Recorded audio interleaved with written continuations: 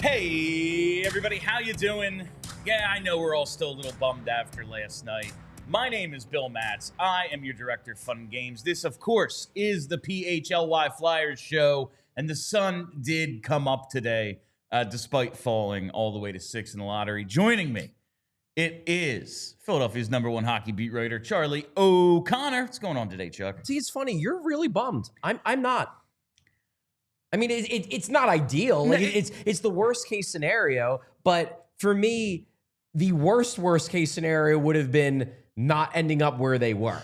And absolutely, it would have not having the 4th overall record. Yes. I don't think they're in that bad of a spot. It's a bummer, but I don't think this is a sky is falling type of situation. No, I don't either. What I said all along was the reason it was so important to have as bad of a record as you can at the end of the season was because these are the things that are most likely to happen. We went through the odds yesterday, both shows we did. It was a likely scenario. They had like a 45% chance of drafting 5 and like I think over 20 to get to 6. Like this was the thing that was most likely to happen, and it did. It's annoying the way it happened, like especially with the 10th seed going up to 1 and like Utah can't even get to 1 or 2. All they can do is replace the Flyers, and that is, of course, what happened. So it was annoying, but no, like I did Marks this morning, I did Gargano this morning. I said it's frustrating the way it worked. It's out. frustrating, and you didn't win. And like it's disappointing. You wanted 1 or 2. You want to win. Yeah, you want to win. You don't want to fall. Obviously, it's disappointing, but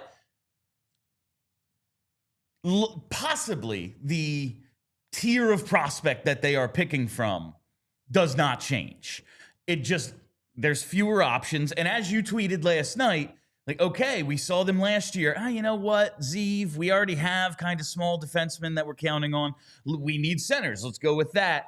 If there's, the best player available now of that list at 6, like, okay, the first 5 guys go chalk. We don't like the 6th guy left. Do we now reach for a center? Like, what happens now? Well, let's get a guy with size because we need that sort of thing. Like, does it go that way instead of just going, yeah, there's questions about Hagens, but he's there, so let's take him. Yeah, I guess stuff like that becomes more of a possibility when you have fewer options. I guess, and maybe this is just my perspective, but like I didn't find, like, this is when it gets fun for me.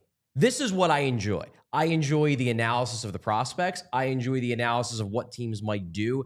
I'm excited because now I can get into what I enjoy. I find hitting the tankathon button to be friggin' pointless. It's a waste of everyone's time. It doesn't mean anything, but it seems like that's what a lot of people really, really love. Like, I enjoy the diving into the players and learning about them and having the debates on like the strengths and weaknesses. And I couldn't have any of that because we didn't know where they're going to pick. So for me, like, today's honestly it's a good day for me. Because now I feel like I can actually speak intelligently about what might happen because we're not dealing in uncertainties anymore. I mean, we are dealing in uncertainties, but we're not. There is at least a baseline level of certainty. They have this pick. I'm no longer rooting for losses, which on some level pains me as a person. I'm no longer pretending to get excited about spinning a fake wheel on a website that who gives a crap. Now this stuff matters. So yes, I would much rather than be 4th. I would much rather than be 2nd or 1st because they have a better chance of getting a really good player.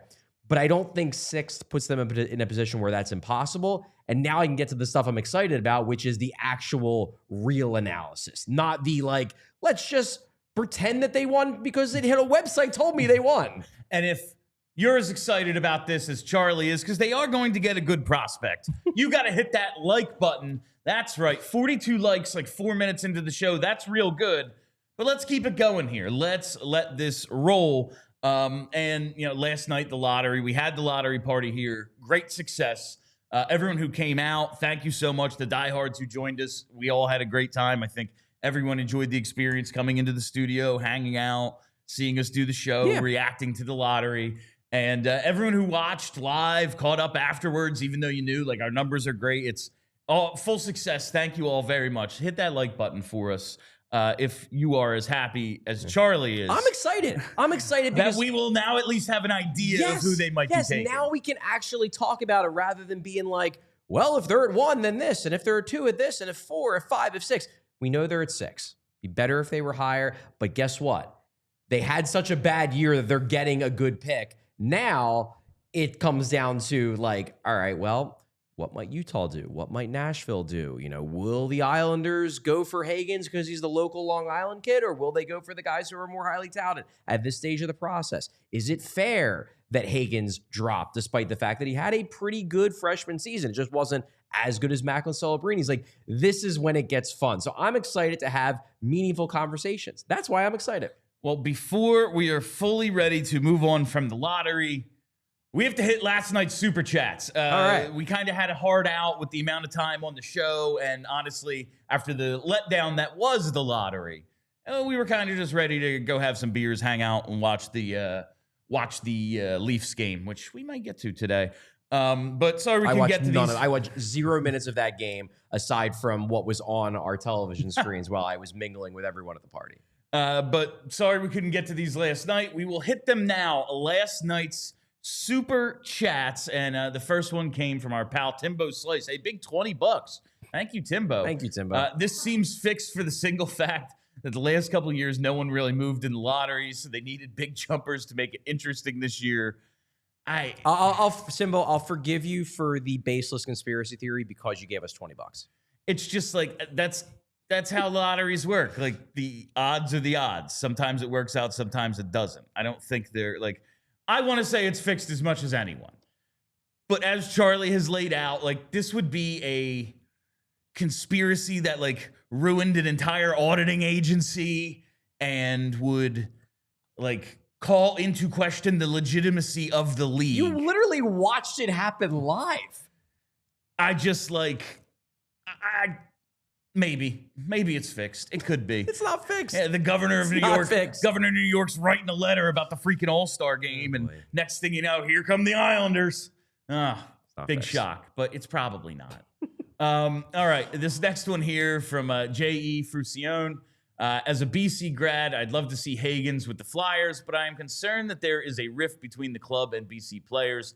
Could that translate to Hagens, or was it a cutter-only matter? So I had a couple people ask me this question on Blue Sky, I think. Yeah, it is a question. My answer was, if the Flyers still can't take players from BC, then the Flyers are an incompetent organization. Because, like, this should not be a problem anymore, and if it still is, that's on the Flyers. Because it's not even like there was ever any overlap. They never played on the same team. Like, Gauthier left BC. Hagens showed up to BC. What's it like? He's being poisoned by Perreault and Ryan Leonard because they don't like the Flyers, because their buddy didn't like the Flyers. Like, we're now getting to like 3 degrees of separation here.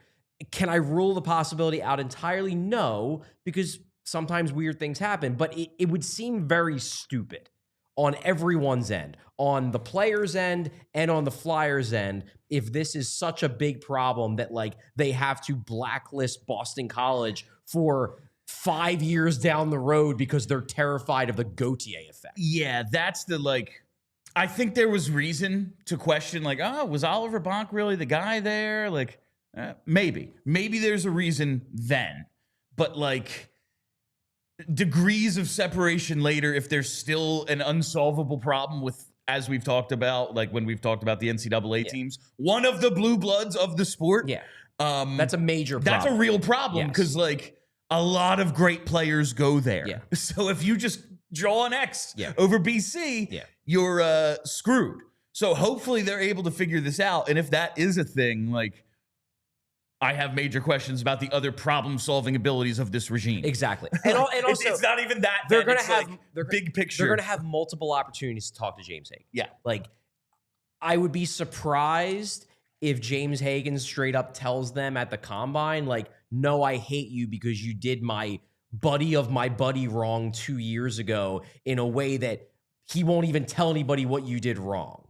Like, it seems like a gigantic stretch to me. Yeah, unless like on the phone call that ultimately, I guess, ended the relationship, like, it wouldn't be a landline, so I don't even know how this would happen. But like Danny Briere gets on with Cutter's mom and tells her to go F herself. Like, I cannot imagine, like, who the hell knows? But if it is still a problem, that's a problem for a multitude of reasons. Exactly. All right, and I think we have one more from UK Birds fan. Bill, where did you get that hat? Also, where do you get all your hats from? This is from last night, and last night I was wearing the Philly Stars orange and green hat I have. Okay. And that came from Hat Club. I get a lot of them from hatclub.com. That is that's a major point of contention whenever it shows up on the TD Bank statement. Like, oh, another one, huh? Like, yeah, look at my wall. Of course. At least it's not shoes. Yeah, they're really expensive. They are. Hats a little less than shoes, so it is nice. But yeah, that's the one I was wearing last night. Philly Stars hat. All right. Let's get to the lottery results. The Flyers, of course, lose the lottery, falling from 4 to 6. They dropped to 6. And it's not, like Charlie said, it's not the end of the world. It's not great. I don't want to sugarcoat it. No, it's the worst possible outcome of the lottery. It's just that the worst possible outcome of the lottery still isn't like a sky is falling, end of the world situation. If they were at 7 or 8, I would be bummed today. I would be legitimately bummed, but they're not because they couldn't have been once they ended up with the 4th worst record. Like the possibilities for the Sixers next week, where it's, that would be sky they is have falling. A top 6 protected pick. If it falls below that, they lose the pick altogether. Don't have the pick. Like that would be a really tragic situation for the Flyers. Yes. That is not what happened here. They are picking at 6, and based on the tier lists that I'm seeing, it kind of feels like they're not going to lose out, at least in this pre-draft idea of the quality of prospect. Yeah, and I mentioned this on social last night when I finally got home and got a chance to like collect my feelings. My big concern about them dropping to 6 isn't that there aren't going to be good players there. It's the same concern that I had last draft, which ultimately, and I guess we'll see how it plays out. Maybe it turns out Jet Luchenko was the right pick over Zeev Buium, but where they were at last year's draft was they were at the very end of the second tier. And the concern there is if you're in the middle of the second tier, you're almost guaranteed to have a player that your scouts love that's going to be available, and just pick the guy who's tops of your board. If you're in the last pick of the second tier, maybe the guy who falls to you, the final player in that second tier, is a guy that your scouts just straight up don't like. And if that's the case, then suddenly you either overrule your scouts or you reach. And clearly last year, the Flyers made the decision that they're going to go with the guy they like the best, screw public opinion, screw the fact that everyone, generally speaking, thought that Buium was the better prospect. We like Luchenko better. We're taking him. I'm not saying that that can't work out. In the end, you make the pick you make, and you trust that your scouts know what they're doing. But to do that 2 straight years in a row would be scary, especially if it turns out that your scouts aren't as good as you think they are. And yes, like and this puts you in a position where, like, if the 6th overall, if the guy at 6, if like Anton Frondell is the 6th guy, he's available for you, and your scouts are just like, yeah, he's a winger, he's not going to be a center at the NHL level, and he's not that good, and then you go and reach for a guy who was projected to be taken 12th, who we'll talk about later on in the show. It might work out for you, but it'd be real scary. And I realize, like, this is tough to draw comparisons because not all drafts are created equally. But you look over the history of the last 15 years at 6, there's some really good players there. I mean, just look at, I don't know, 2016, the guy everybody is horny for. Yeah, like the entire league wants Matt Tkachuk. You know, like it's like every fan in hockey is like, who's the player you like?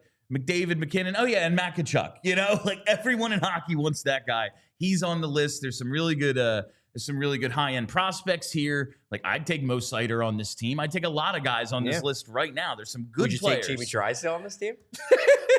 I think so. I don't know if I would trade my top prospect for him, But maybe someone I thought who was going to turn out just to be like a perimeter 25 goal scorer. Yeah. Maybe I would do that. Yeah. I still don't know what I think of Cutter Gauthier. But I think that the Flyers are in a position at 6 where they will have an opportunity to get one of the players in that second tier. Because the way I look at it is, and I guess we can switch to the tiers, and I'll go into a little bit more detail later in the show. But yeah. I think tier 1 is pretty clearly Schaefer Misa. Those guys, unless the Islanders decide they want to take Hagens because of the Long Island connection, and we don't know what they're going to do. They don't even have a GM. They don't even know what they're going to do. But I think overall, the consensus is Schaefer Misa are your top tier. Only way they're going to get one of those guys is if they jumped in the lottery. They didn't. Bummer, Michael Misa, Matthew Schaefer, goodbye. Tier 2 seems like it's about a 4-person tier, a 4-player tier. Porter Martone, the big winger, James Hagens, the presumptive first overall pick, whose stock has dropped, Anton Frondell, who had the real good second half and went into the season projected to be a top 5 pick, kind of dropped a bit, then jumped back up, and then Caleb Desnoyers, who is the brother of Elliot Desnoyers, who is still in the playoffs in the queue, playing really well. I've seen a lot of people be like, is Desnoyers really in that second tier? Is that who they're just going to end up with? Well, here's what I'll go with. Looking at Corey Pronman, Scott Wheeler, and Bob McKenzie. Bob McKenzie's ranking, which he released yesterday. Okay. McKenzie is the, let's say, best gauge of what the industry consensus is, because his list is not based on his opinions. It's based on the opinions of scouts. Okay. He has Desnoyers 6th. Corey Pronman and Scott Wheeler, however, and I'll say this, they do let their own opinions. They do function as basically public scouts. Mm-hmm. But they also allow the influence of outside NHL scouts to influence their rankings. They do. It's kind of like, think of their rankings as sort of a combination of their opinion and also the public consensus. It's pretty rare you're going to see Corey Pronman put a guy in his top 10 who actually ends up getting taken in round 2. He is, generally speaking, adjusting his list so it's not totally out of line with the industry consensus. He's got Desnoyers 4th. Wheeler has Desnoyers 5th. Desnoyers, I think, is very clearly in that second tier. Okay. He is there. He is right there with Frondell, Hagens, Martone. It would not shock me if Desnoyers went 3rd or 4th.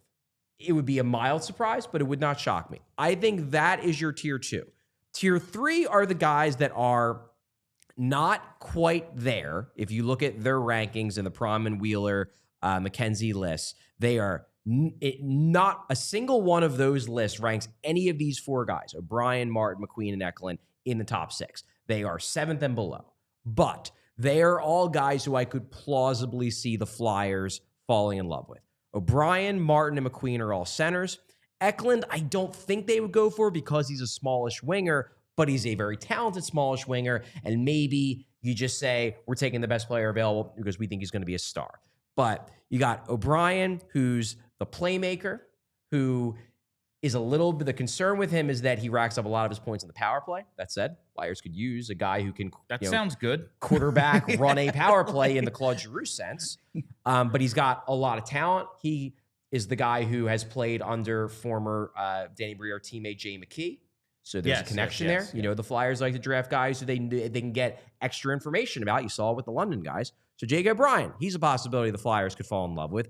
Brady Martin, right now, and I want to watch his under 18s tape, because he's a guy where his stock is soaring because of how well he apparently played at the under 18 Worlds, which just ended.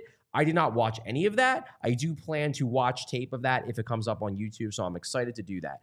But the tape I watched of Brady Martin from his junior year over the last week was not impressed. To me, he looks like a third-line center who is in that realm because he hits a lot. So right now, and I reserve the right to change my opinion if I watch his World Junior or his World Championships under 18s, and I'm like, yeah, maybe it's starting to click for him. He's more than that. Right now, he's my nightmare scenario, but he does appear to have a lot of helium right now. You had Craig Button last night mock him to the Flyers. You had Scott Wheeler say that he could go as high as 4 to Utah, but also could go 6 to the Flyers, 7 to Boston. So he's probably my nightmare scenario at the moment. Roger McQueen is the big swing, big risk. He's a 6'5", skilled center who I think the general consensus is if there were no injury concerns, he would be a top 5 pick. He would be in the Caden Lidstrom realm where like he's not getting out of the top 5. Yeah. However, he has back problems, and back problems for centers are scary. He missed a lot of the season due to a back problem and then missed the end of the playoffs due to an injury that no one has reported what it was, which scares the hell out of me when it's like, oh yeah, he just didn't play in the final 2 games of the playoff series and like no one knows why. That scares me. But I would respect, and I said this in our Discord, I would respect the bravado of taking a big swing, extremely skilled 6'5" center who, like, in an ideal world, I'd love to have a big center next to Michkov for the next 10 years who can set him up and, attack the high danger areas. That would be awesome. It just scares me because I worry about a Nolan Patrick situation. Even Caden Lidstrom, who went in the top 5 last year, he missed this entire year due to recurrence of the back problems. It would be a major risk. I would respect the bravado and the gumption it would take to take that risk, but it would be a scary pick. That is, and we talked about that yesterday in terms of Mackenzie's rankings. Like, okay, yeah, all these scouts are like, yeah, we have him ranked in the top 10, definitely. Like, we have him ranked 8, 6, somewhere in there. And then 8 of the 10 scouts he talked to is like, oh, yeah, my team wouldn't take him, though. Yeah. And this is, like, in the doctor's hands. Exactly. And the other 2 teams were like, oh, no, we've already red flagged him, like, not taking him.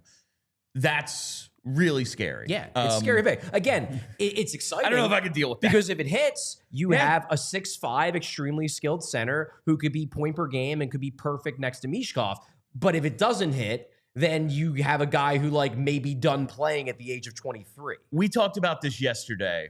Say he starts to fall. Like, you make your pick at 6, it ain't him. Yes. Say he starts to fall. What do you think? Like, at what number do you go, yeah, this is worth it? That would be my dream. Like, my he's at dream 14. My dream McQueen scenario is with the 6th overall pick, they get like, Denoye, they get Hagens, they get Frondell, they get a guy who you're like, yep, at the very least, he's going to be a good NHL center and he has the upside to be a great one. And then McQueen starts falling. He falls at like 13, 14, and you get on the line with, Columbus or one of those teams. You're like, we got a lot of picks. Maybe your doctors aren't sold on McQueen, but we're willing to take it. And then you jump up and you nab him. That would be my dream. And then you leave the draft with a sure thing center and the big upside swing center. Suddenly your center pipeline goes from being a weakness to being a legitimate strength in one night. That would be my dream. Taking McQueen at 6 scares the hell out of me, though. Yeah, I know I've said things like you can't operate out of fear, like, oh, you can't be afraid to take a college coach because Hackstall didn't work out. You can't be afraid of BC because of Cutter, like stuff like that. But I think the Nolan Patrick thing, I'm like, no, you're hurt. Like, I'm not even thinking about Nolan Patrick because the Patrick thing was concussions more than anything else. I'm just worried because back injuries are serious, and sometimes guys just don't recover from them. Like our history of, like, even to cross sports here, man, worked out. Embiid fell to 3. Great. We got the best guy in the draft, and it's awesome. But you see what happens. He was hurt all the time. As I always say. I guess he's still on the team. Yeah, guys who get hurt all the time get hurt all the time. Now, there have always been exceptions. Cole Hamels broke one of the Bull Durham rules. You punched a drunk in a bar fight with your pitching hand. Like, that was just Davis stupidity, says though. Don't do it. That was just stupidity, though. That wasn't injury prone. He had a couple. That others. was being. He did. He was injured a lot in his time in the minors. And then he was a 200 hitting guy for like 10 years. Yeah, like it can happen. It does. But those are the outliers. And another example of the way that this could play out in a positive way for McQueen is a guy who I think a lot of us are intrigued by for this summer as a potential offer sheet target, Gabe Vilardi. Gabe Vilardi had similar back problems. That's what caused him to slip out of the top 10, I believe. I think he was picked like 11th or 12th that year. And now he did have some recurrence of the back problems after being drafted. It messed with his development for a bit, but ultimately he got it sorted out, and now he's a darn good player. So I'm not saying it's a death sentence. I'm not saying I would take McQueen off my board entirely. It would just be a ballsy pick at 6. I'm really looking forward to seeing if any sort of reaction to that. I wonder if it would be loud amongst certain Flyers fans. All right, it's always going to be loud. It's Flyers fans. Before we go any further, it is time to tell you about a couple of our sponsors.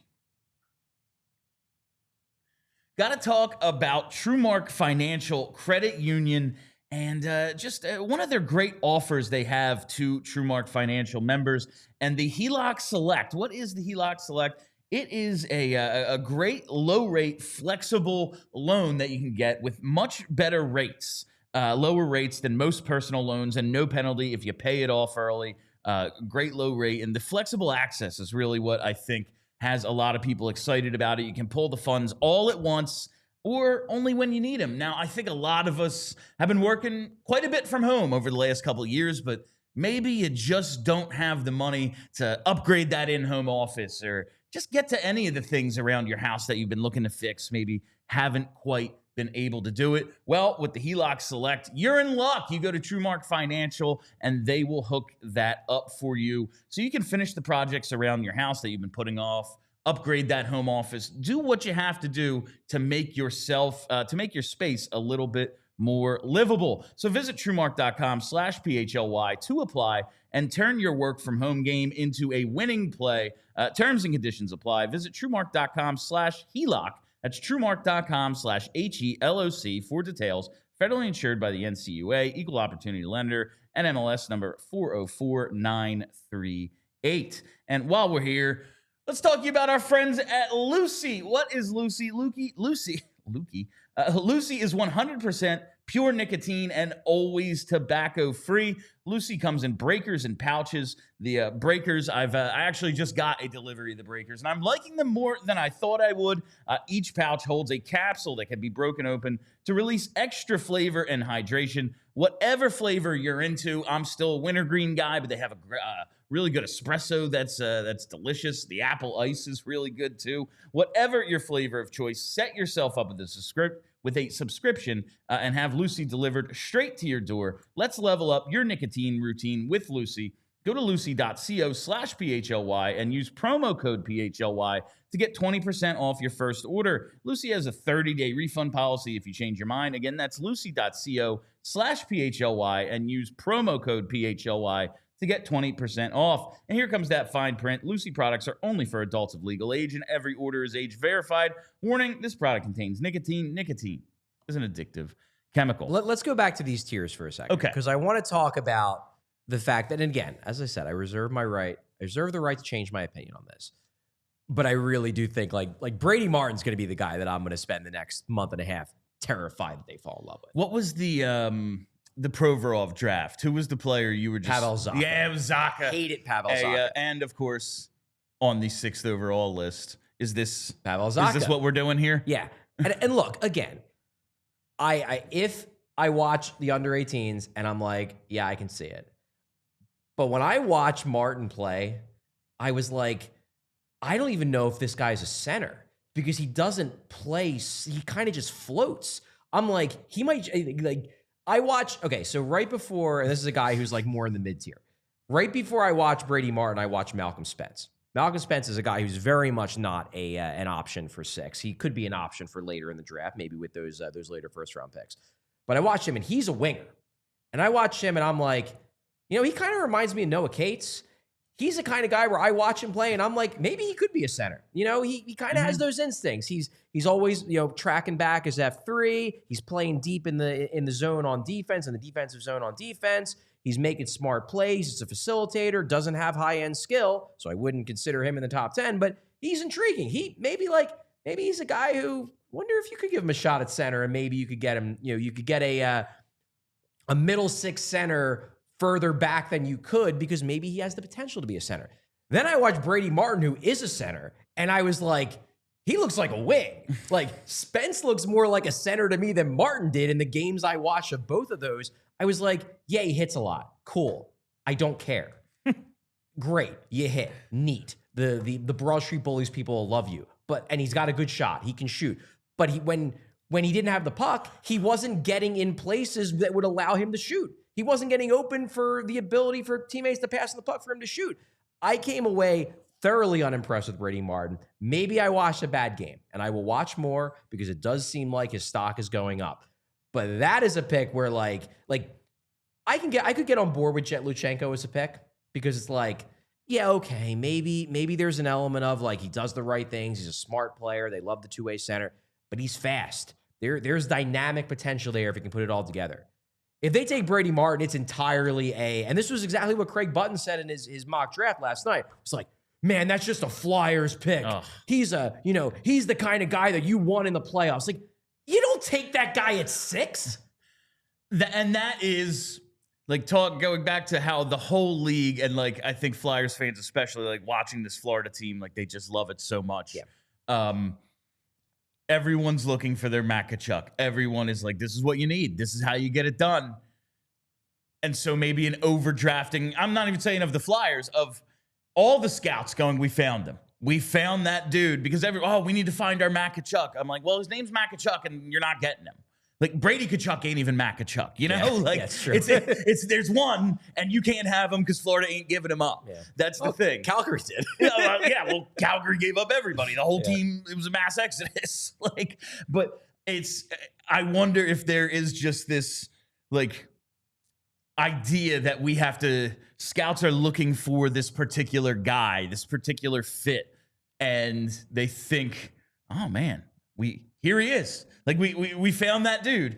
And if there is an overdrafting just because of those certain characteristics, I wonder if that's the case. It might be. That said, and the reason why I can't dismiss it entirely is the first person last draft cycle to link Luchenko to the Flyers was Craig Button. So you do worry or wonder, I guess is a better way to put it. Because as I said, I reserve my right to change my opinion on Brady Martin if when I watch further tape, I like him more.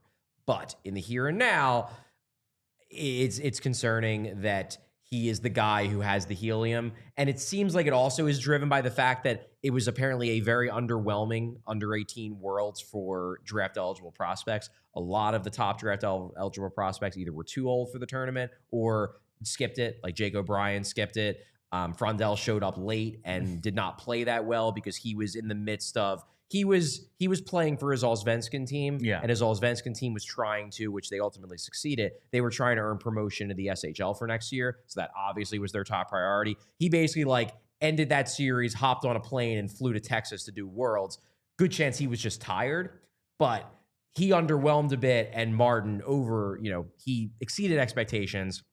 And now I think a lot of people are like, well, this is a guy we can get excited about. He was great at the Worlds. He hits. He's physical. He can make plays. This is great.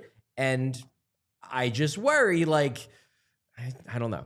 You just worry a little bit, You worry that they're going to reach on a guy who I think at best is a middle six center. If you can tell how excited Charlie is to talk prospects right now, like something he's been saying he was, okay, once we know, I'm going to get to it. And here we are, day one. He's clearly pumped. I'm pumped. We're at 170 likes. Get us to 200 for the work Charlie has put in over the last, I don't even know, 12 hours. So it's really, really impressive, Chuck. Do we want to go ahead? Go. No, just do we want to hit the freaking like button? Do we want to talk about the mock draft that I put out? We do. Okay. Yes. Go to allphly.com. If you're not a diehard, what the hell are you doing? You can read Charlie's mock draft, the first one. Since last night's draft lottery. And there will be more. I cannot imagine. Get one out right away. Cannot imagine Charlie would only be doing one. There's going to be a lot. I want to get into that because I had some questions to ask you about that. Okay. Typically, I don't like to give everything away when you publish something 2 hours ago. It's fine. We're going to get a lot of views on today. This. Yeah, it's a big day. Look at that. Already at 192 after we just got 22 likes. First thing, and you kind of answered this a minute ago. Regardless of order, maybe they're just like, no, we want Misa. He's great. Schaefer Misa, first two players off the board. 75% sure, 99% sure. I know there's no way to know what the hell the Islanders are going to do, and the Hagens thing kind of complicates it. Grew up an Isles fan from there. Right. But they also just need good players because they don't have that many. That's why they're pretty bad. Yeah. I wouldn't put it at 99% because Chris Peters, who I respect a lot, we've had him on the show before, he is pretty plugged in, and his mock draft did have Hagens number 1. So maybe he's talked to people in the Islanders organization who, imply that they might put pressure on the new GM to take the local kid. Maybe he's heard things like that. He's plugged in enough that I don't dismiss it.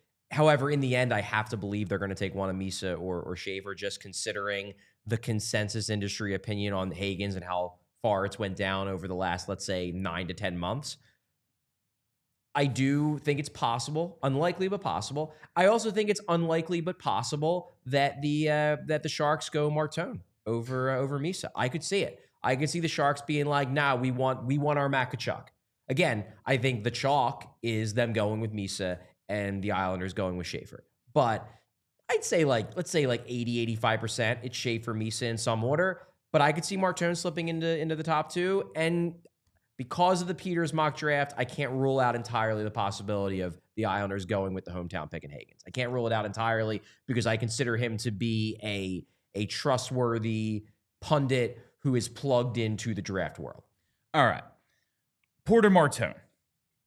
If we weren't one, do you think there's any chance he slips to 6? No. That would be such a shock because I know there are some concerns about his skating. That's real. That he's just not going to be a good enough skater to take full advantage of his skills. But we're talking about hockey men maybe taking Brady Martin in the top 5 because he hits a lot. You really think they're going to let a 6'3" power forward winger with top end skill slip to 6 when everyone's watching Matthew Tkachuk do Matthew Tkachuk things and salivating in front of their televisions for 2 months? Zero chance. So your top 3, you went Schaefer to the Isles, Misa to San Jose, and Chicago at 3 with Porter Martone. He's not going to get there, so it doesn't matter. If we weren't so center hungry, though, we the Flyers, do you think this guy is I know you broke it down into tiers, but would we be nuts for this dude if it wasn't we need a center so freaking bad? Would he be kind of our favorite dude if not for we have no centers? Maybe, but I guess that always, the guys that people want, it always has to do with need. Yeah, you could say well, if we didn't need centers, would people be into Martone? Yeah, probably, because if they didn't need centers, then the next thing that fans would probably be screaming the Flyers need is a Makachuk. And then it'd be well, obviously Porter Martone's the guy, because the only reason why people aren't screaming every day and night, and some still are, the only reason why people aren't screaming day and night to get a Matthew Tkachuk is because the Flyers so desperately need a center. The minute they solve the center problem, that is suddenly going to be the thing that they need. We don't have Barkov either. That's kind of the problem. Exactly. Utah then at 4 with our buddy, the Destroyer Jr., Caleb Desnoyers, brother of Elliott. This one is, I feel like... I don't know what they're going to do. No, and I just want to talk about him because I feel like so many people are out on Desnoyers simply because his brother seems to have really fallen off in terms of his upside. That might be part of it. And they just... The way Kelly is out on Rick Tocchet, because it's just no, I don't want the connection. No connection. Because he has the same last name, because they're brothers, people are kind of on Desnoyers. Have you got any of that? Have you felt some of that? If that's the way some people feel, I don't think that's a good reason. Oh, it's not. I think a good reason to be anti-Desnoyers is that there are differing opinions on his upside, on his skill level. He's very clearly a very competitive center. He seems like out of all of the centers, maybe even more so than Misa, which I disagree with. I think Misa is a center all day. But some people think he's a winger. It seems like there is certainty that Desnoyers is a center. That he's not going to have to kick over to wing, that one way or another, he's going to stick down the middle. So there's that. But there are concerns that the skill level isn't of a top line, even top 6 variety.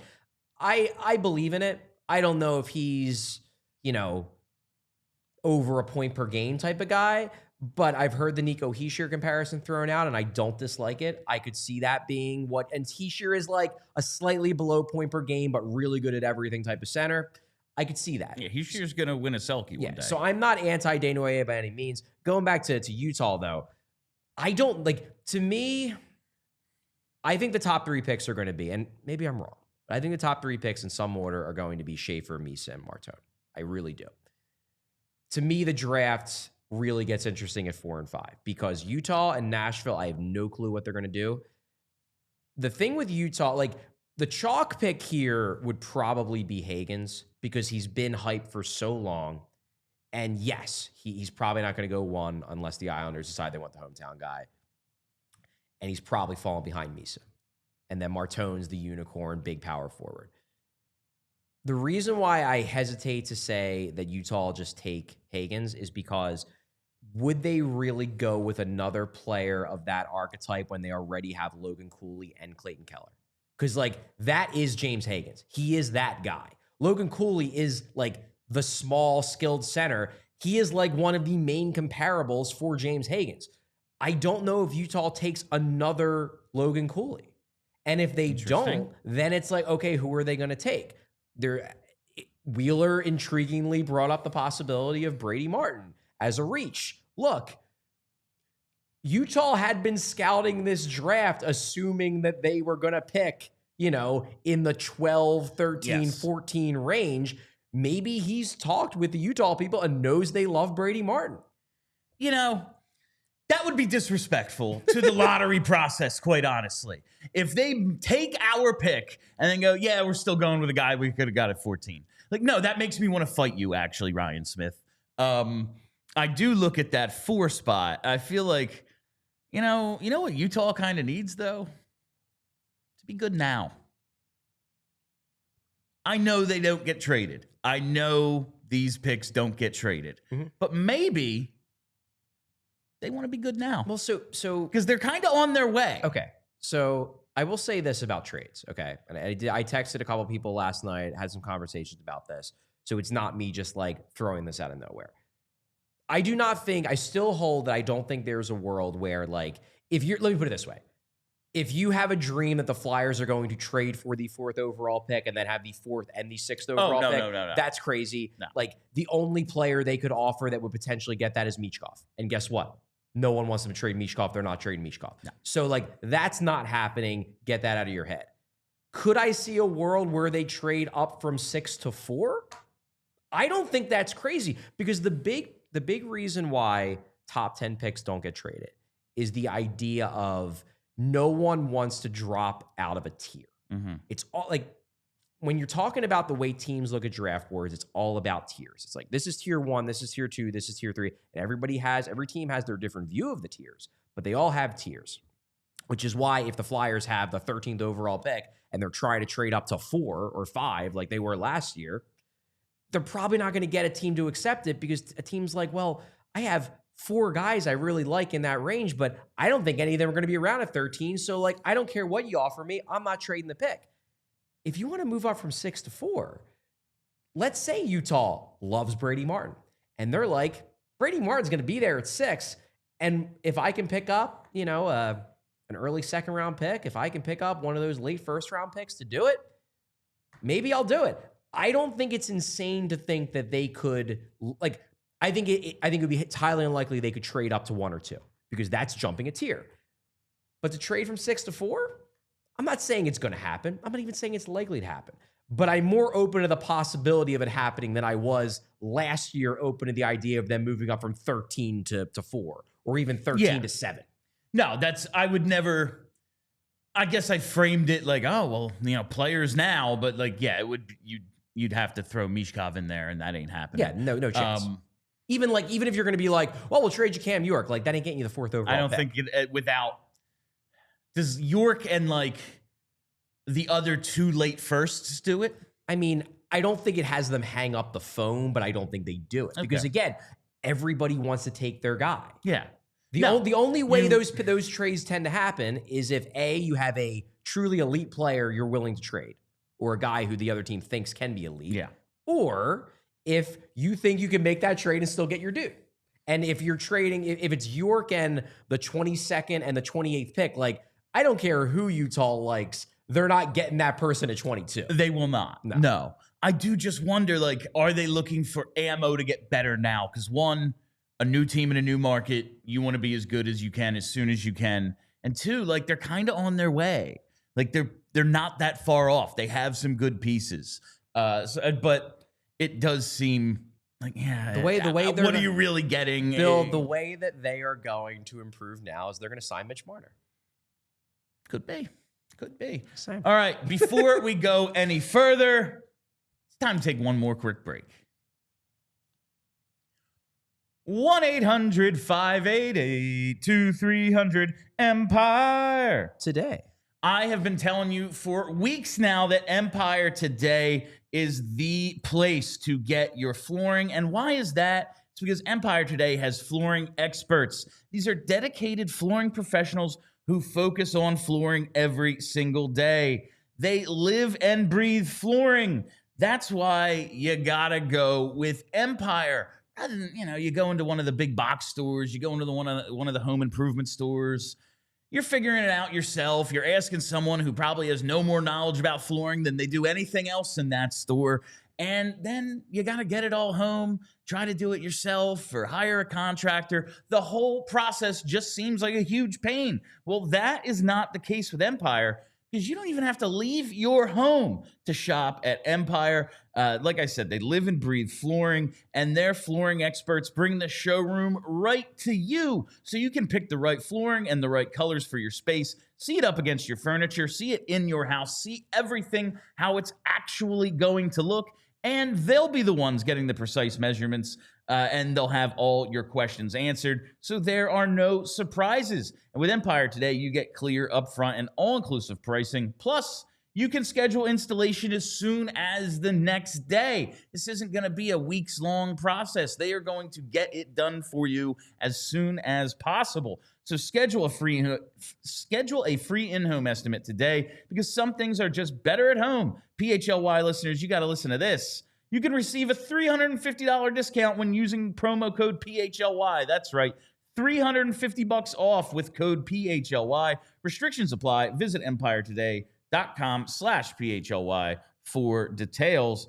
And while we're here, as I exited it out, it's game time. There we go. It is game time, baby. Now, we don't have Maddie Campbell today. I think I'm going to be able to get her tomorrow, so we'll have some Phantoms content for you, because there is a huge one coming up in Allentown. That's right. Phantoms have a chance to close out the Bears in the second round of the Calder Cup playoffs on Friday. And if you want to make that trek, you want to go see some of our future Flyers, you want to chant Hershey sucks like back in the day, you got to go with Game Time, because Game Time is my absolute favorite secondary ticket marketplace. You know about the Game Time picks where it filters out the fluff, shows you only the best deals. You know about the all-in pricing. There's no surprises when you get to checkout, just like there are no surprises when you get to the venue with the seat view. And that's why you have to use Game Time, because you got to take the guesswork out of buying tickets. And that's why you use Game Time. So download the Game Time app, create an account, and use code PHLY for $20 off your first purchase. Terms apply. Again, create an account, redeem code PHLY for $20 off.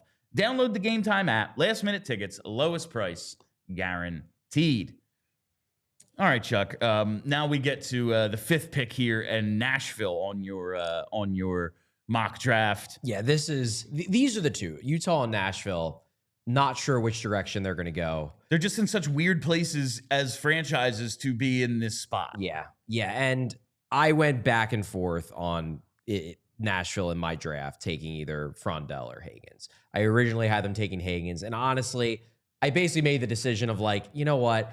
I want to give the Flyers Hagens in this draft, because I want to present the possibility, because I think there are a lot of people who don't realize that it actually could happen. And I think it can. I think there are lots of scenarios where it could. And I wanted to hammer that home. I think in this scenario, Frondell or Hagens, I think it's a coin flip. I do think Nashville's taking a center. Like, they need centers. They got nobody. They use Ryan O'Reilly as their 1C. Like, yeah, I guess they got Steven Stamkos, but he's old too. They need a center. They need a young center so bad. So it's just going to come down to which center they like the most out of the ones that are still available. Of course, I appreciate that you wanted to present this. Like, the Flyers can get Hagens. This isn't out of the realm of possibility here. That's what's going to happen. So in so doing, you mocked my guy one pick ahead. Of course, Charlie has to use his first mock draft to troll me. And that gets us to Hagens at 6 to Philly, which, man, are we going to... The BC questions really do start then. Like, I'm not saying it's even. I have no idea. I assume it's not an issue. But that's going to be the talking point if we get Hagens. Like that first day, people are going to be scared. People are going to be scared every day until he signs. No, I don't. I mean, look, people are scared constantly. They're Flyers fans. But I think that concern would be eased the second that we interview James Hagens right after the draft and he says, no, I want to be a Flyer. Like that I swear, I am excited. We've talked about it because he's going to be asked about it after the Flyers were to take him. Of course he's going to be asked about it. Why wouldn't he be? It's a major question. Like you can choose to not believe him, but I guess like at that point, like what's the point of trusting anyone? Yeah, that's fair. Like, I mean, you can go through life believing that like everyone is lying to you, but then like just hide in your home the rest of your life. James, hey, this is interesting to me. Hagens is he's only like 2 months older than Jet Luchenko. That's funny. 5'11", 176. So he's not small, but he could definitely stand to put on some weight. He's not big. Yeah. He's not. I think in an ideal world, their center pick would be a big center, but you can't live in this like dream world where you always get the perfect player you want.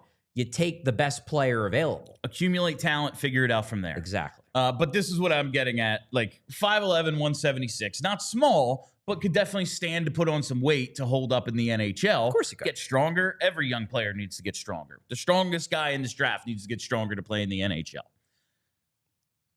But he was also highly touted. Freshman year at BC maybe doesn't go as well as expected. Flyers draft him at 6. Does he come out right away? No. Okay. No, I think he goes back for another year. That's where people get I'm terrified. not sure if anybody. Misa probably could. He probably.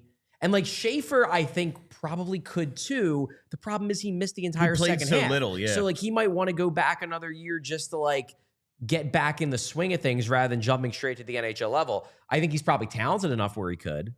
Whether he will or not, given the time he missed, I'm skeptical. Misa, I think, probably had the best chance of making the jump. I don't think Hagens would make the jump right away. I think he would get one more year in college, which of course might scare the hell out of people because that is where I was. But going again, with you that. can't like. I don't know. You can't not make the pick because you're terrified that he might change his mind 12 months down the road. I understand. I am just trying to cover the bases here. I'm not saying it's a reason to or not to do it. It's just something that's going to cut up. Schaefer played 17 games. Like, that would be very surprising if in his draft year he plays 17 games. He's like, I'm ready for the NHL. Yeah. That would be surprising. Only a few minutes left in today's show. Is there anything else that you mocked that you think, like, is key information, or should people just go freaking read it because that's what they're supposed to do? Just go read it. I mean, as you get further down, it doesn't impact the Flyers as much because the next time the Flyers are going to pick, unless they trade up, would be, let's say, like, it's 22nd through 25th is where that Colorado pick is going to fall, depending upon how the rest of the series go. So I only mocked 1 through 16 because obviously we don't know what the rest of the order is going to be past. I mean, I guess we know a little bit of it, but certainly not all of it. I'll wait to do a full mock draft until after the playoffs are done. That said, I mean, I have McQueen going 11 to Pittsburgh. That probably would scare some people because then it goes from no, don't take him, it's a risk, to he's going to be a stud because Pittsburgh took him. Oh no, that is exactly the last thing I wanted to talk to you about. Is McQueen at 11 to Pittsburgh. Charlie, you are now fueling my conspiracies because this was the dummy year. Oh, it's not fixed for the Penguins. Look, they're at 11. They get this guy. He's fine. They have a stud. And then, of course, they win the lottery next year and get McKenna. That is how it's going to go. I'm calling it. I'm calling it 12 months out. Yeah. This is what's going to happen. I guess going back to the size thing, like the concern, because I see some people in the chat talking about the size aspect of Hagens. Like, I don't know, like Frondell's only 6 foot. Is he too small? Is that 1 inch like the big deal? Like, Desnoyers 6 foot and a half, at least according to Mackenzie's thing. Like, are you basically saying that the only player that you want to be centering with Jet Luchenko for the future is Roger McQueen? Like, he's the only one that's big enough? Like, I don't know. I am notably not someone who thinks that like, look, in an ideal world, everybody in your team's 6'5" and big and huge and strong. But I don't think it's going to kill you if, like, Luchenko is small-ish, but he's sturdy.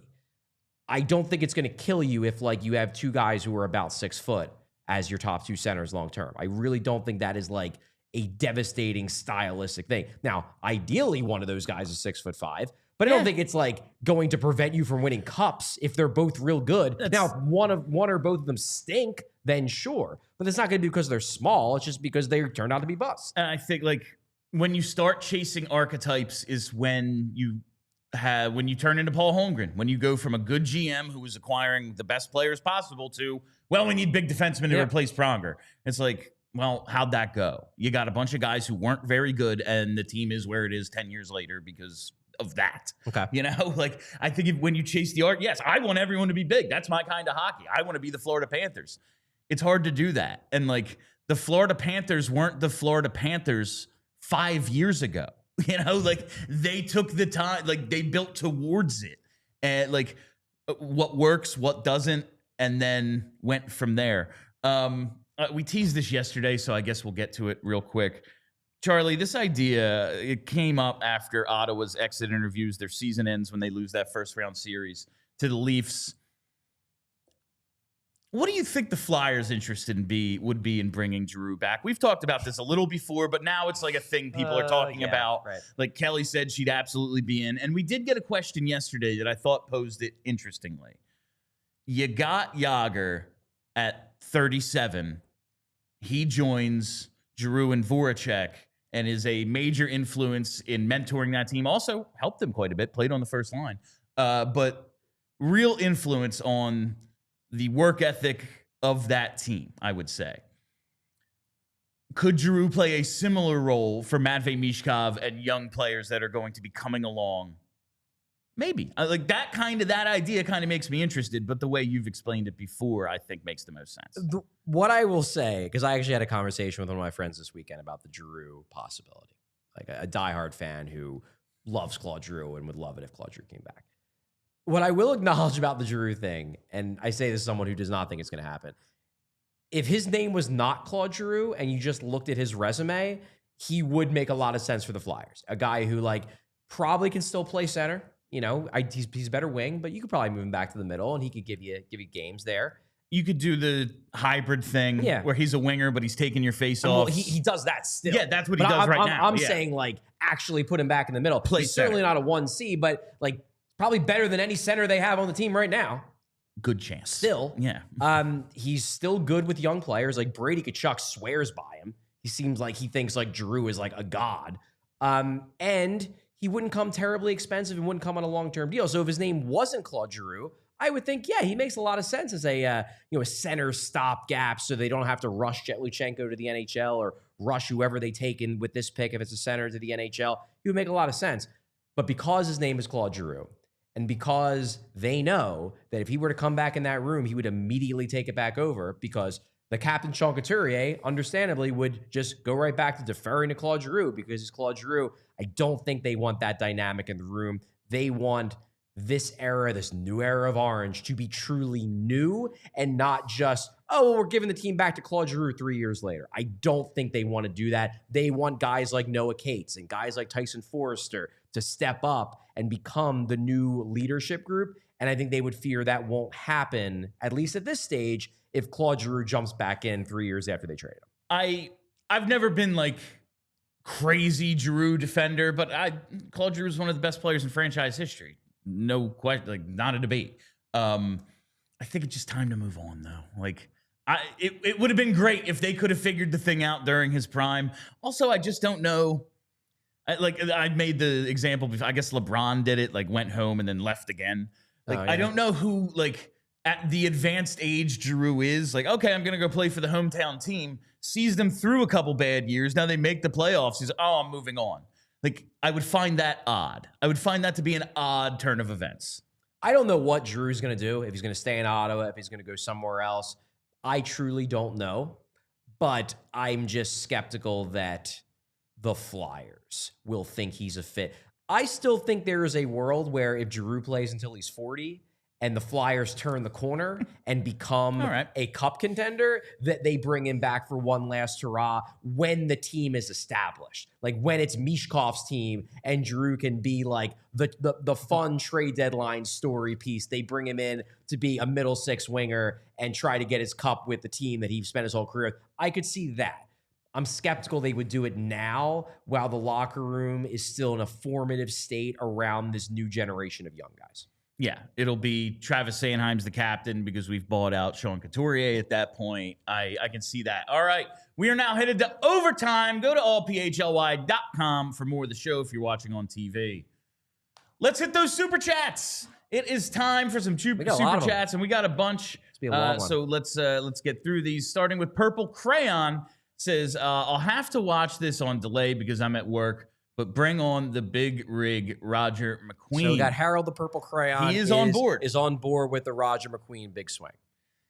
Man, it would be cool if they took a swing on a guy like that and ended up being right. Yeah. It would be really, really cool. It'd be really cool. I would be terrified of that pick, and I would probably disagree with it on the draft show, but it would be awesome if it worked. Like I said with Luchenko, like we said with Nolan Patrick after that draft, turned out to be what it was. You don't get paid to do consensus. You get paid to be right. It would be the epitome in more ways than one of a go big or go home pick. And I would respect that. We have said they need to take those kind of swings. It's just like, ooh, do you do it at 6? Like, do you take a swing like that at 6? I don't know, man. Maybe just get the run in rather than trying to hit the grand slam. All right. The next one here from Josh Denny is a blockbuster trade for a 1C more likely with the fall to 6. I don't know. I don't think it's any more or less likely. Yeah, I don't think if they do it, I don't think it's like, well, we wouldn't have done it if we were at 4, but we'll do it now we're at 6. Like if they do it, they're going to do it. I think it became, if they win the lottery, it became very unlikely. Yes. This doesn't change the likelihood. I would agree with that. Okay. Yeah. Yeah, a big trade would be just fine with me too, though. Like, I want fun things to happen. All right, the next one here from AOB. Tired of Flyers being a second-class franchise. We can't even get top-end talent unless there's a geopolitical crisis. Yeah, this is why, I didn't, I had some people not in my Discord, in the Discord, being like, oh, people are angry on Twitter. And I was like, sometimes people being angry on Twitter annoys me because I think it's like, oh, they're freaking out over something. It is completely reasonable to have been angry last night, to be irrationally angry. Yeah. They had the chance to win something cool, and instead, not only did they not win it, they lost it in the worst case scenario possible. Yeah, be angry and commiserate. That's a reasonable reaction to something like that to be a fan. That said, I think they can still get a pretty darn good player at 6. Yeah. Not the end of the world, but in that moment, yeah, be ticked off. And yes, maybe there's a reason Michkov fell. But also, top-end talent, he straight up told teams no and told the Flyers yes. True. He told at least one team no, and that scared off at least one or two other teams. He definitely told Arizona. He told Arizona, I ain't coming. I'm not doing it. Don't take Don't even bother. And, he did say yes to the Flyers, and that, he visited them. Yeah, that's top-end talent choosing you. Yes. No one gets top-end talent until they're good. And then you get them at a discount. That's just the way it goes. We talked about the Ponzi scheme forever with the Blackhawks. It's well, Brad Richards, we need you to complete the plan, but you need to come here on a discount so that you can win a cup. But we can't win a cup without you. Yep. But they ran that punt. That's what happens with good teams. You got to get good first. And the lottery. What can you do about that? It has nothing to do with the class of the team. The Islanders just won the lottery. Freaking Utah just won the lottery. You can't. I don't know. You can't get mad at anyone unless you've convinced yourself that it's all a conspiracy theory and rigged. But you can get mad at the fates. Yeah, you can just scream at the sky. And that's one of my favorite things about sports. You get to be insane. You have to go through life making mostly right decisions or logical decisions, or you fall ass backwards into this gig and everything just kind of works out. But in sports, you get to be ridiculous. You get to paint your face and chant things that you can't normally say in public. That's sports, and that's what's fun about it. So I support it. It's I don't think what's going on right now is an example of what this comment is. I would agree. All right. But be angry, AOB. It's fair. It's great. You for should it. be angry. I want people to be engaged with the team. Yeah. Like, the thing that sucks is indifference. Yeah. Love, hate, that's the same thing. It's just like different wires crossing. Indifference is what sucks. All right, JH. They rigged it live. All-Star game at UBS Arena canceled. New York governor sends an angry letter to Gary. The long commercial break before the last ball. They were always going to take a commercial break. They were going to drag it out. That is television. They were going to drag it out. That is like, watch the NFL draft. The whole thing's a commercial break. It's true. Every now and then they announce a player It's one giant commercial. Yeah, every now and then they announce a player who got taken 3 picks before, and the whole thing's a commercial. I really don't think it was rigged. If it was, wouldn't it make financial sense? One day to rig it for the Flyers. Probably. Like, one of the biggest markets in North America, a sports-hungry market. Like, we turned a freaking offensive line center into a global commodity. Like, this is very good one point. of the best sports towns ever. I feel like they would try to pay us in some way. Rig it for us. Why wouldn't they? I realize I'm one of the lead conspiracy pushers. You are. But I think everyone knows I'm joking. I don't know about that. I don't always know. You know what? That's fair, because I don't always know if I'm joking or not. All right. There it is from Jared. Jet is 2.5 months older than Misa. Which tier is he? So this is inaccurate. I understand what Jared is getting. Jared has been like the preeminent Jet Luchenko was the greatest pick ever guy, basically since last summer. And one of his big things is that, he was super young for his draft year, which is true. He was. He was born in late August, so very young for his draft year, and that was a point in his favor. That said, Jet is not only 2.5 months older than Michael Misa. Jet was born in late August. Michael Misa was born in mid-February. February 07. Yes. Oh, my God. Yes. So, I don't like 07, this. I know. Yeah. So we're not talking about 2.5 months. We're definitely talking about, what would that be? That would be 6. About 6 months. 6 months older. Now, if you want to say Porter Martone, Jet is only 2 months older than Porter Martone. Yeah, I think I said younger earlier, and that was obviously incorrect. That is true. Jet is only 2 months older than Porter Martone, but he is significantly older than that when it comes to comparing him to Michael Misa. So, Jared, you're wrong on that one, but I see where you're coming from, because I know you've been banging that drum basically since the end of June of last year. What tier would you put him in? Jet? Would you put Jet in one of the top 2 tiers of this draft, given his age? No. Okay. No, I wouldn't. All right. Now we found out last night, because we met him, it is DA Flyers, man. So this was something goes back to his HF boards days. It does, apparently. So this was something that came out just as we sat down to do the show. We had so much to talk about. I did not mention it, but they announced it is Xfinity Mobile Arena. That will be the new name of the Wells Fargo Center. That's a little surprising to me. Whether they're just going to go with part of their company? Like, it seemed like a great way to extract a ton of cash. And maybe, I don't know how it works, but it kind of seems like one company paying itself. Sort of does. But I guess it's a huge advertisement. It is an advertisement. But that's true. Why? I don't know. Are there even alternatives? Do you think it might have something to do with the fact that everyone sort of knows that this arena ain't going to be around much longer? Maybe it's tough to get the long-term contract if you think there's because the contract that just ended with Wells Fargo, it's their original from 1996 contract. Yeah. Like, it was forever. It was like 30 years long or whatever. You know you can't sign a deal for another 20 years for the Wells Fargo Center, because there's a good chance they're going to blow up the Wells Fargo Center when they build the new arena. And if a new arena, like world class, guess what? Naming rights going up in 7 Price years. Price the brick going up. Exactly. So maybe that's it. They're like, we're just going to hold out for a few years. But I saw something, but I didn't realize they changed. That's They officially announced it this Xfinity morning. Mobile Arena. The X. The X. The X. The X. All right. We'll workshop this. We'll think. I kind of like it. It could be a lot worse. I like Xfinity better than a bank. All right. I don't trust banks. From JH, I was in a dogfighting ring with Schaefer, Misa, and Hagens, and I'm pretty sure that Frondell kicked a nun. Many people are saying all of these things. I was saying last night we need to start spreading rumors about guys on the internet. Like, oh, I saw him hitting the gas mask. We all know how that can apparently ruin your draft stock. But yeah, I think all those guys are fighting dogs personally.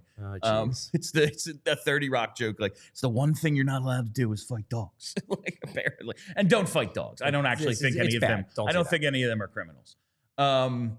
We met Marco last night. Yeah, we did meet Marco last night. Belcher 5-hole. Hey guys, just want to thank you for last night. 4 or 6. Yeah, it was a bummer. We didn't get that 4 or 6. It turned out to be a 13, but it was awesome meeting so many of the people who came out, Marco among them. Really, really fun event. Great When night. we do these events, you should come to them. Like, say, the second annual PHLY Liberty Open. It's our golf outing, Saturday, June 14th. Yeah, I really was confident and then stumbled. I thought I nailed that transition, and it went to hell. Saturday, June 14th, we are hosting our second annual Liberty Open, our golf outing at the Valley Brook Country Club in Blackwood, New Jersey. It is going to be a tremendous time. Get your tickets now. Diehards get a pretty good discount on a foursome, so make sure you check that out. But it's going to be a lot of fun. 18 holes of golf with a cart, limited edition PHLY golf tournament gifts and tees and all sorts of cool prizes. Taste of Philly dinner and post-round ceremony at the pavilion. Unlimited beer for 2 hours after the round. It's going to be a great time. Contests on the course and a post-round raffle with Philly memorabilia. Just come on out. Go to allphly.com/events and check out our second annual Liberty Open. All right.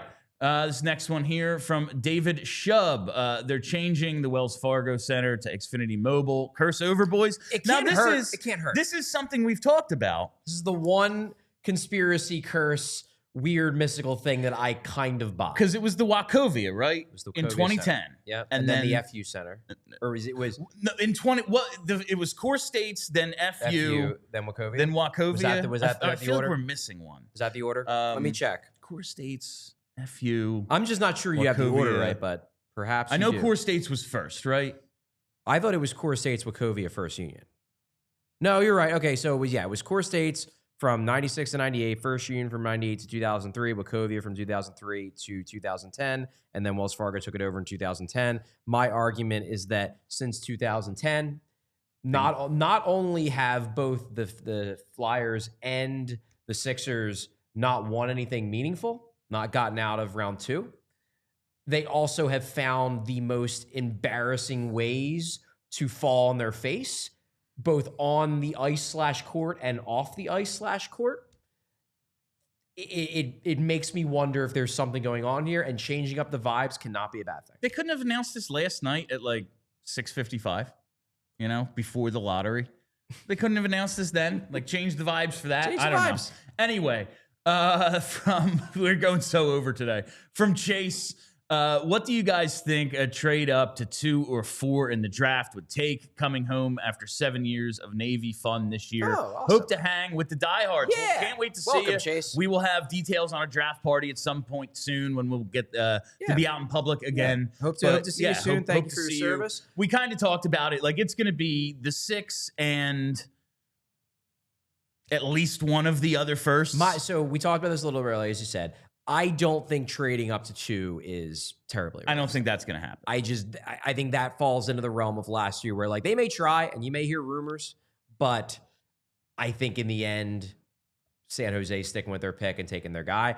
4, that seems more, I wouldn't say likely, but possible. I would say the Flyers probably open the negotiations by offering one of their seconds and the 6th. And then, they come back and say, oh, maybe give us one of those late firsts and then see what happens.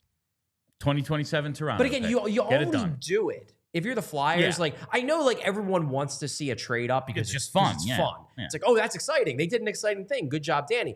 You only do it if you really think that, like, the guy you're going to get at 4 is substantially better than the guy you're going to get at 6. Yes. If you have, like, let's say the Flyers, or whether they're right or wrong, who knows? Let's say they have Caleb Desnoyers graded out as a Nico Hischier first-line center, future Selke guy, perfect fit for Matvei Michkov. And they have Hagens graded out as a guy who's going to move over to wing, and they have Frondell graded out as a guy who doesn't have the hockey sense to be a top 6 center, then yeah, you do it. But if you have all 3 of those guys graded around the same, why give up the 22nd overall pick in the draft? Just take the guy who falls. Yes, like you said, changing tiers. Now, their tiers might be different. Last year, we found out their tiers were different, and they told us that going in. Yeah. Like, it was like, what? Yeah, there's like 12, 14 guys. And they're like, we think there's like 17. Yeah. So like, do you? So you got a few extras in there. Yeah. Do you? And then they ended up taking one of those guys. Yeah. All right, from Aviator.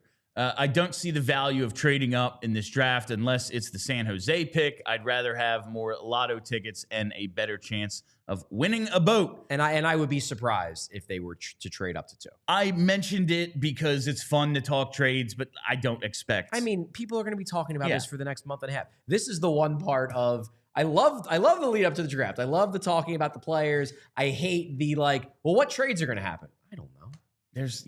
Because we don't have access to anyone's internal board. You know, why don't they trade up and then getting angry they didn't trade up when you have no idea what it would have cost for them to trade up in the first place? That's the one part of the draft not a fan of. Everything else, great. All right. From what's that? What's this say? I can't see. Balls Dynamite. Balls Dynamite. Okay. There's just so many consonants in a row I couldn't read it. The lotto rules. Sure. The lotto rules are positively Byzantine. The rules and stipulations feel like Warhammer 40K. I understood so little of that. Yeah, I don't know what Warhammer 40K is. It's like an old video game? Sure. Maybe. Whatever. I don't like the rules. I don't understand why if you can't move up to 1 or 2 in a draw for 1 or 2, you're even involved, personally. That's a fair point. Yeah, just steal my pick. Thanks. Whatever. Let's see. Another one here from David. Imagine sans the back thing. Obviously, what's no? Without the back thing. Okay. Wait, then he goes to McQueen's first game back from injury, from the back injury that kept him out most of the year. He got ejected for crushing a dude. Imagine him crushing Crosby. Fun, sure. McQueen is a fun player, but you can't imagine him sans the back injury because the back injury is a very real part of his resume, unfortunately. And little firsthand experience with that in terms of your current captain, who was a Selke winner, and now he's not. Now he's fine. Yeah, now he's just okay. Yeah, he's fine. All right, from Pacenema, sign Giroux, trade for a first next spring. Sure. He's not signing here without a no move. Like, wherever he goes, he wants to trade Giroux for a first. That's what I think. Yes. I thought he was saying like trade for a first at the draft. Oh, he's saying sign Giroux and then trade Giroux. Trade him at the deadline. Yeah. He's not signing anywhere without a no move, I would expect. You would think, right? He wants to be where he is. He ain't moving again. He went home to nearby Hearst. And also, there's an element too where like, if in a world where they re-signed, they brought Claude Giroux back, which I don't think that's the world we live in, but hey, you never rule anything out. Him and Danny Briere are like actual friends. They're pals. He's not going to screw over one of his buddies and be like, "Nah, I won't trade you. You don't need a no move. It's fine." And then trade him for a first round pick in the spring over his objections. That's not going to happen. It would be surprising. It'd be very surprising. All right. And that is all the time we have for you on PHLY Flyers today. Thank you all for listening. Thanks for hanging out. You got a little taste of this. Felt like last summer again, Charlie. We're talking prospects and go almost 20 minutes over. Yeah. If that's something you're interested in, check out the show every day. Follow us right here on YouTube. Hit that reminder bell so you never miss a live show. Follow us on Twitter at PHLY_Flyers. We're also on Blue Sky. And follow the podcast wherever you get those. That's right. We are still a podcast at heart. Just search PHLY Flyers. My name is Bill Matz. That is Charlie O'Connor. Until tomorrow, let's go Phantoms. We all silly like the mayor.